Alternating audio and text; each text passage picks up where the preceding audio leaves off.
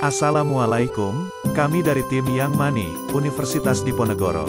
Kali ini, kami akan membawakan hasil inovasi kami untuk permasalahan banjir di Kecamatan Tempe, Kabupaten Wajo, Sulawesi Selatan.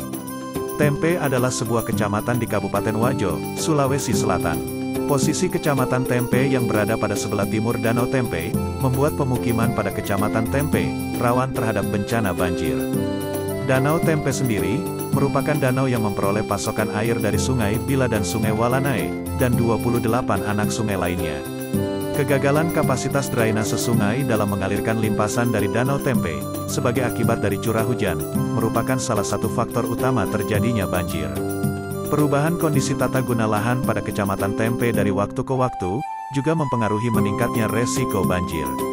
Setelah dilakukan penelusuran pemodelan banjir menggunakan simulasi flood mapping HECRAS, maka didapatkan hasil bahwa Sungai Tempe tidak mampu menampung debit banjir pada periode ulang 25 tahun.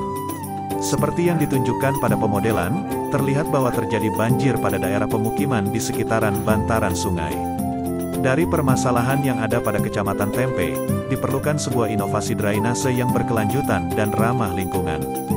Flood Management in Select River Basins atau FMSRB, merupakan sebuah konsep inovasi yang mempunyai prinsip untuk menghindari luapan banjir di Sungai Tempe.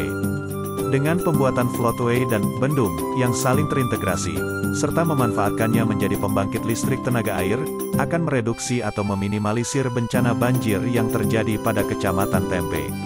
Konsep alternatif floodway adalah, dengan mengurangi beban atau debit yang masuk ke dalam saluran, dan membuangnya keluar. Sehingga, kapasitas yang masuk pada saluran menjadi lebih kecil. Debit rancangan yang melintasi floodway, menggunakan debit genangan yang diperoleh dari debit banjir dan debit bank full. Perencanaan floodway, seperti terlihat pada gambar.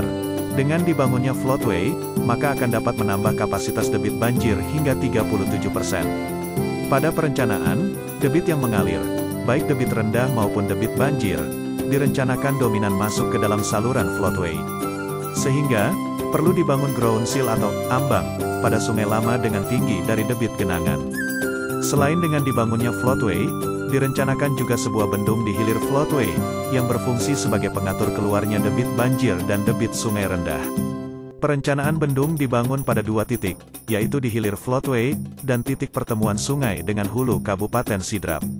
Salah satu bentuk pengembangan sumber daya air yang dapat dilakukan adalah, dengan memanfaatkan bangunan air. Sehingga, memiliki nilai fungsi lebih. Dibangunnya unit pembangkit listrik pada bendung di hilir floodway dapat menambah manfaat dari keberadaan bendung tersebut. Daya yang dihasilkan dengan efisiensi 95% dari bendung tersebut adalah sebesar 149,89 kW. Sehingga, total daya yang dihasilkan oleh PLTA selama 1 bulan adalah 1.748 MW jam bulan. Dengan merencanakan rencana anggaran biaya dan mengkalkulasikan pemasukan dari penjualan daya listrik, maka didapatkan payback period dari pembangunan desain FMSRB sebesar 6,5 tahun. Untuk mengatasi permasalahan limbah pada drainase di wilayah Kecamatan Tempe, maka diperlukan upaya pendukung sistem drainase yang berwawasan lingkungan. Seperti pengelolaan limbah dengan instalasi pengolahan air limbah, serta upaya naturalisasi sungai, yang diharapkan dapat menambah kapasitas tampungan sungai. Serta penataan bantaran sungai yang lebih ramah lingkungan.